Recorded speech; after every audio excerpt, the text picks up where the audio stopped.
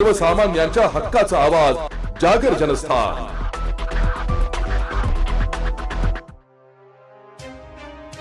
गुरुद्वाराचे धर्मगुरू बाबा धीरज सिंग यांची प्रकृती अधिकच खालावत असल्याची भीती व्यक्त केली जात असल्याने अखेर आज दुपारी त्यांना तातडीने एअर अँब्युलन्सने मुंबईतील रुग्णालयात हलवण्यात आले।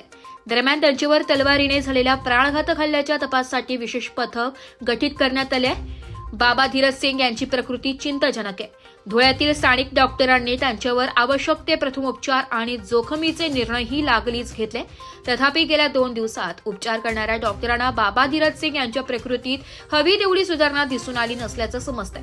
यामुळे अखेर त्यांना तातडीने मुंबईकडे रवाना करण्याचा निर्णय बाबांशी संबंधितांनी घेतलाय। आज दुपारच्या सुमारास बाबा धीरज सिंग यांना खास एअर अँब्युलन्सने मुंबईकडे हलवण्यात आले। यावेळी मोठा पोलीस बंदोबस्त आणि गुरुद्वाराचे काही प्रमुख व्यक्ती आणि सेवेकरी उपस्थित होते। जागर जनस्थानसाठी प्रतिनिधी रूपक बिरारी, धुळे।